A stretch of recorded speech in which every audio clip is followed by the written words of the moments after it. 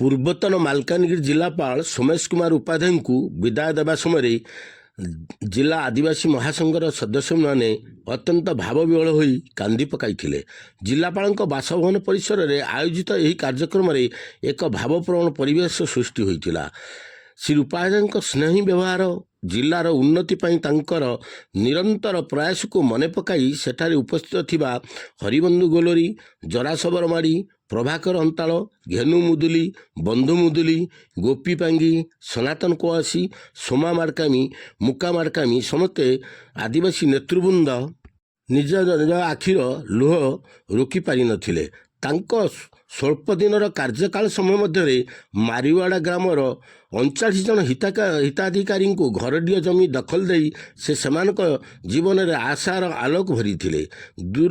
ଦୂର ପଞ୍ଚାୟତରେ ଜନଶୁଣାଣି କରି ପ୍ରଶାସନକୁ ଲୋକଙ୍କ ପାଖକୁ ନେଇଥିବାରୁ ସେ ଆବାଳ ବୃଦ୍ଧ ବନିତାଙ୍କ ଅତି ପ୍ରିୟ ହୋଇପାରିଥିଲେ। ଜନଜାତି ସମ୍ପ୍ରଦାୟର ସଂସ୍କୃତି ଓ ଅଧିକାରକୁ ସୁରକ୍ଷା ଦେବାରେ ତାଙ୍କର ଅବଦାନ ସବୁଦିନ ପାଇଁ ମନେ ରହିବ ବୋଲି ଆଦିବାସୀ ସଂଘ ସମାଜର କର୍ମକର୍ତ୍ତାମାନେ ଭାବବିହ୍ୱଳ ହୋଇ କହିଥିଲେ।